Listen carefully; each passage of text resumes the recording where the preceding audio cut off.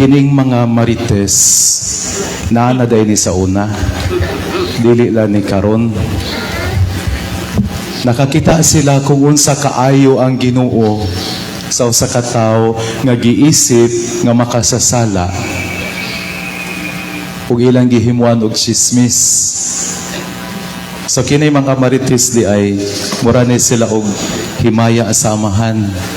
Maingon sa sinugdan karon og sa gihapon hangtod sa kahangturan. Marites is life.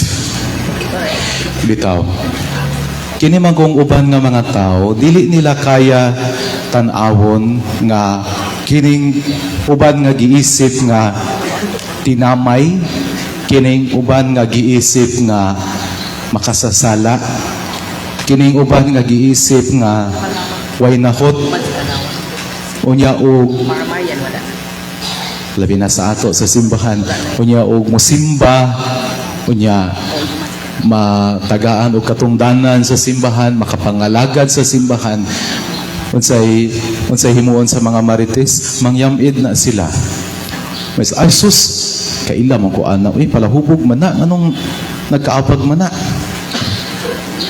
Kaila man ko ana niya nga kusog ra ba na mo patad og lasto nung nagkatikista man na. Kusog mo lantaw, kusog mo lockdown sa atong mga igsuon nato nga makasasala. Si Zaccheo, usa ka tawo nga giisip ni Jesus nga anak sa Dios, anak ni Abraham, bisan sa iyang pagkamakasasala. Siya gitawag sa iyang pagkagamay diha sa katilingban. Kasagaran sa ato mga Pilipino, mga gagmay man, ako ra may murag higanti diri. Ingon sila na usa ka istorya dito sa Roma. Ang mga madre nga mga Pinay ni attend sa misa sa Santo Padre. Unya kay gagmay man lagi, pag human og santos di mangluhod, pag human og consecration, pag acclamation of faith, nanindog. Ningon ang Santo Padre kang kardinal sa iyang kilid. Ningon siya, Kardinal, ing na ang mga madre nga patindugo na. Ningon ang kardinal, Santo Padre, nagtindog na sila. Tungod sa kagagmay sa mga tao. Napag-iusa ka joke sa amua, sa mga religious. Sa English, maingon man ta, many are chosen, but few are called. Sa Binisaya, daghan ang gitawag, gamay ra ang napilian.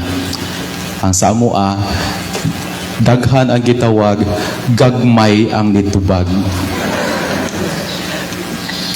Si Zaccheo usa ka gamay nga tao. Dili lamang siya gamay sa istruktura isip tao, kundi gamay usab siya diha sa katilingban tungod kay ang panglantaw sa katawhan kaniya usa ka makasasala.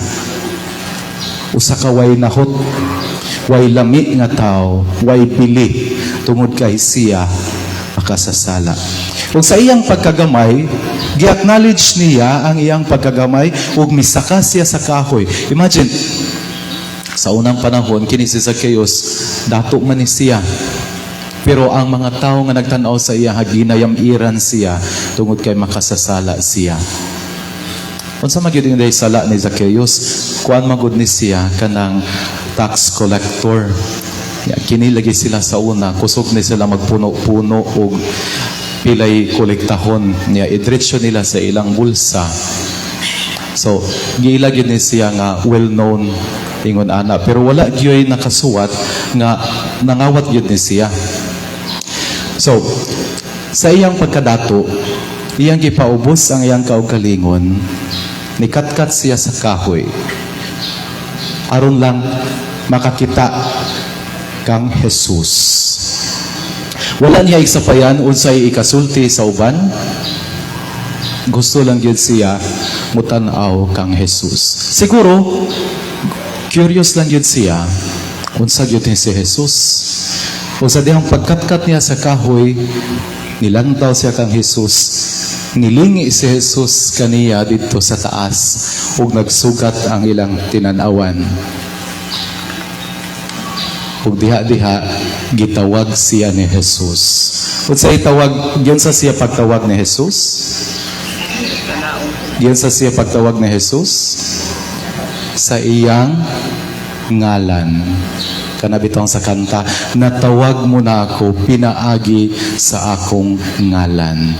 Tungod kay kitang tanan, gitawag sa Dios sa akong ngalan. Na ako'y igagaw nga seminaryan, kaniadto pero nigawas. Naingon siya, abi man ako gitawag ko padre, gisit-sit ramanday ko. Mato nigawas. Kay wala siya gitawag, gisit-sit ra. Kanang sit-siton ta, usahay magtuo ta nga kita'y gitawag. Di ba mulingi ta? Kay curious na kinsa may gitawag. Pero ang tawag sa Ginoo specific. Tawgon ka sa imong ngalan. Tawgon ka sa imong ngalan. O gitawag si Zacchaeus sa iyang ngalan. Ug niingon si Jesus, kanaog kay unya karong adlaw moadto ko sa imo. Ug nidayon si Jesus kan Zacchaeus ug nagsugod ang grupo sa mga marites. Nangalagot sila, nasuko sila, nasuya sila kay nganong didto gyud sa tawo nga makasasala. Sa ato pa, ang tawag sa Ginoo wala magdepende kung unsa ka kabuutan. Ang tawag sa Dios wala magdepende kung unsa ka. Tungod kay ang gilantaw sa tao dili mao ang panglantaw sa Ginoo. Ang tao naglantaw sa gawas nga pamayhon sa usa ka tawo. Pero ang Ginoo naglantaw sa kung unsa ang kaya nga buhaton ining tawhana. Mao nga kung gitawag ka, paningkamot nga magampanan nimo ang kanang maong tawag tungod kay gitawag ka, tungod kay ang Ginoo nisalig sa imuha. Ingon siya, kaya na nimo mao na nga gipili ta ka. Kaya na nimo mao na nga gitawag ta ka. Gani si Zacchaeus, usa ka tawo nga giila nga makasasala pero gitawag. Dahil usa ka madre dito sa nasod sa Italia, usa siya ka dati nga prostitute. Nabag-o ang iyang kinabuhi tungod kay gidawat niya si Kristo ug karon nahimo na siya nga madre. Niingon siya, sa una, ang akong kinabuhi puno sa mga alak, puno sa mga sayaw-sayaw dito sa bar.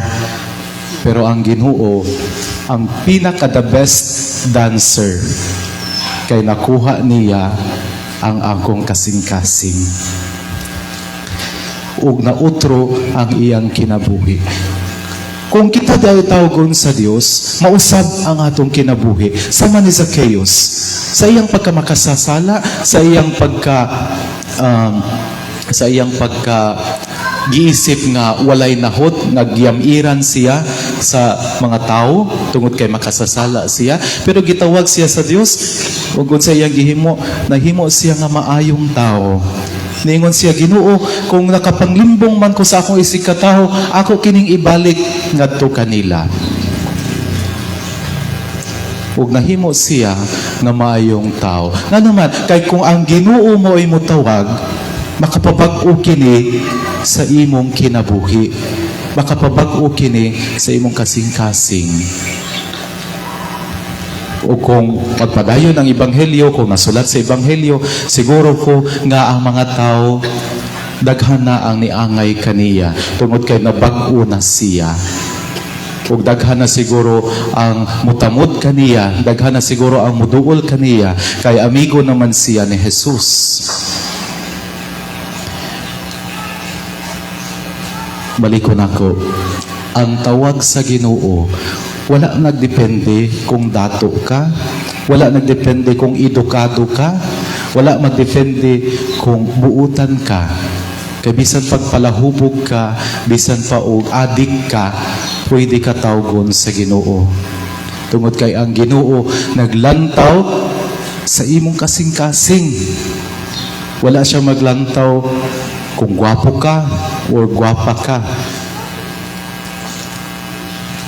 Labi na mga ginikanan, paglantaw gani kung gwapo ang anak o gwapa ang anak, magmadri, magpari. Ayaw, pag madri day, sayang kaayo. Ikaw kay pangit-pangit makasige, sulod dito sa seminaryo. Mga pangit na malahino ihatag sa Ginoo. Pero bisag unsa na kapangit, pag mapari na, mugwapo ra na.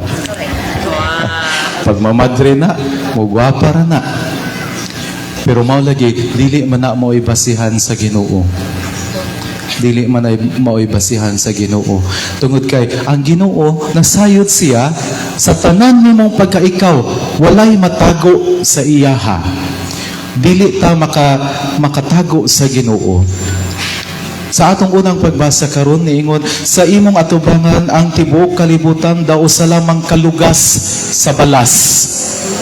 May gibog aton nga lugos gani makapalihok sa mga timbangan.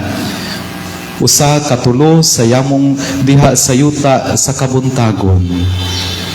Pero kining tibuok kalibutan nga dili gani makatarog sa usa sa timbangan, mas bugat pa ka kay makatandog ka sa kasing-kasing sa Ginoo. Natandog siya sa atong sitwasyon nga makasasala, mao na nga mianhi siya kanato ug mipuyo uban kanato ug nakigduyog kanato ug dili lamang kana ug mitawag siya sa matag usa kanato aron nga mamahimong iya. Aron nga mamahimong iya. Ikaduha nga punto, si Zacchaeus gitawag sa iyang pangalan. Hinumdumi nga ang imong pangalan, bililhon ka na. Importante na. Ayaw dula-dulai ang inyong mga pangalan, mga ginikanan, kana mga buntis karon o kana mga baby karon nga wala pa nabunyagan. Nay mga pangalan karon nga di naman masabtan unsa nay mga pangalanan ni. Maglisod na ta, maski ako nga pare magbunyag, unsa man ipagbasa? Maglisod naman tagbasa. Ang mga pangalan, importante kana kay kana nga pangalan diha katawgon sa Dios. Mo na nga meaningful kining mga pangalan. Kabantay mo sa atong mga katigulangan, ilang mga pangalan, mga nindot kaayo, mga ngalan sa santos, mga Josefina, mga Enriquita, mga gwapo nga mga pangalan. Karon nga mga pangalan, unsa may meaning ani nga mga pangalan? Combination. Hilig og combination. Labi na mga Pilipino, hilig jud kayo ta og combination. Tanan na lang i-combine. Nayo sa kadlaw, nagpabunyag ang usa ka ginikanan. Nalipay ang pare kay kabalo naman siya, kini combination na pud ni. Sus kay foreigner man ang papa. Arang-arang siguro ni balag combination, arang-arang siguro ni kay foreigner man. What's your name, sir? Jerry. Oh, that's nice. What's your name? Ano sa imong pangalan, te? Ang pangalan niya kay Charlene. Uy, gwapong pangalan. Charlene. Ya, Papa Jerry. Ano sa ngalan sa bata? Charger.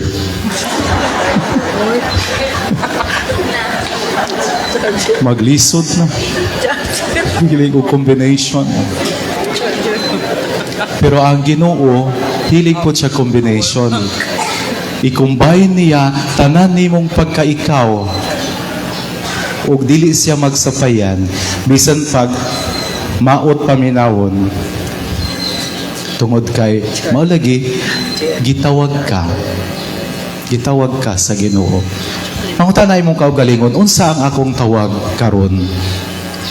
Kung ikaw usa ka nanay, usa ka tatay, gitawag ka nga mamahimong nanay o tatay. Wala ka gitawag nga mahimong pari. So kung nanay ka o tatay ka, ati man na ang imong pamilya, ati man na ang imong mga anak. Kay kung biyaan nimo pirmi imong pamilya, magsigara kag yampungad sa simbahan, ora na kag madri. Ya, dili man ka madri, nanay man ka. Ati man na imong mga bata. Pero kung pari pud ka, kung pari pud ko, kinahanglan magpuyo po ko sa kinabuhi nga pari. Di ko magkinabuhi sama sa usa ka tatay nga daghang anak. Usa ka nanay nga daghan og mga anak. Kay ang akong kinabuhi isip usa ka pari, lahi man sa kinabuhi isip usa ka minyo. Kung dalaga ka o ulitaw ka, panay kamuti nga makapuyo ka nga balaanon sa imong pagkadalaga o sa imong pagkaulitaw. Kasagaran sa mga ulitaw karon, unsa man hilig og hit and run. Tira diri, tira dito, dagan dayon. Daghang mga anak, puros kamagwangan. Kung ulitaw ka o dalaga ka, at imana imong kaugalingon nga makapalipay ka sa Dios sa imong pagkadalaga o sa imong pagkaulitaw. Kabalo ba mo nga kining pagkadalaga o pagkaulitaw kung ihalad kini ngadto sa Ginoo o sa kini siya kamatang sa tawag. Tungod kay naa may in general na itulog katawag. Tawag sa kaminyoon. Di ba kana sa magpakasal gani na pay marriage band. Tawag sa kasunod. Unang tawag. Bitaw. Tawag sa kaminyoon. Ikaduha, tawag sa relihiyoso o pagkapari. Kanang kami. Ikatulo, tawag sa single blessedness. Kining dalaga ka or ulitaw ka, pero mo yung gihalad imong kaugalingon ngadto sa Dios, diha sa imong pagkaikaw. Sa isip dalaga, isip ulitaw. So kamo nga mga dalaga diri nga mga tiguwang na, mga ulitaw nga mga tiguwang na, ayaw kaulaw kay mao na inyong tawag. Dawata na. Ayaw kaulaw. Kadyawan mo pud sa uban no nga napag-iwanan na ng panahon. Dili, mao na inyong tawag. Tingala mo nga wala man jud ko na minyo Napila naman akong edad. Mao na inyong tawag. Gitawag mo sa Ginoo na mamahimong dalagang ulay ug ulitawong uloy.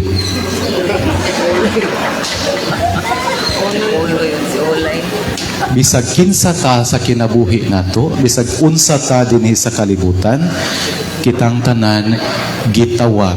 Ug bisag nagkalain-lain ang atong tawag, pero usa ra gyud ang kinatibuk-an o general nga tawag sa atoa. Kabalo mo unsa? Kabalo mo unsa? Ang tawag sa pagkabalaan. Pari man ka, nanay man ka o tatay, ulitaw man ka o dalaga, kitang tanan gitawag sa pagpuyo sa kabalaan. Tungod kay, unsa may giingon sa Biblia, pagbalaan kamo tungod kay ang inyong amahan nga atoa sa langit balaan. Manang ayaw mo kahadlok og kantsawan nga, oy, relihiyoso ra kaayo, oy, hingampuon ra kaayo. Mao man na atong tawag sa pagpuyo sa pagkabalaan. Pero dili lang ingon nga balaan nga diha sa baba. Nga kusog mo ampo, pero ang binuhatan pod layo ra pod sa pagampo. Di ba? Si Zaccheo, sa pagtawag kaniya sa Ginoo, diha-diha niingon sa Ginoo, kung nang limbong man ko sa akong isikataw, ako kining iuli ngadto kanila. Naipagbalik ngadto sa Ginoo. Paningkamutan nato mga igsuon nga makapahimuot kita sa Dios. Diha sa imong ministriya, katikista man ka, pangutan-an, nalipay ba ang Ginoo sa akong gibuhat karon? Kaabag man ka, nahimuot ka ang Ginoo sa ako karon? Sa Kristan man ka, lili man ka, ban mga lilis, gagmay pa kaayo, mura pagsantan, pero lili na sila. Ingon sila, Lord, ingon ang mga lilis ug ang mga sakristan, malipay ka si Lord sa ako karon? Malipay ang Ginoo. Tungod kay kung naa ka dinhi, ibig sabihin ni simba ka, nagpasalamat ka sa Ginoo, nag-serve ka sa iyaha, ug mao kini ang ikalipay sa Ginoo. Ug dili lamang dinhi sa simbahan, alagari ang inyong pamilya. Mga bata, alagari ang inyong nanay ug tatay tabang sa buluhaton sa balay. Mga nanay ug mga tatay, at imana inyong mga anak, ayaw sila pasagdi. Tungod kay mao kini ang kabubuton sa Dios, ang pag-inalagaray, pagpaubos sa kaugalingon paghalad ngadto sa Dios aron mabatunan nato ang kinabuhi sa pagkabalaan tungod kay ang tawag balikon ako bisag unsa pa na natawag gitawag kita sa pagpuyo sa kinabuhi nga balaanon. Amen. Manindo. Karon atong ipadayag ang atong pagtuo.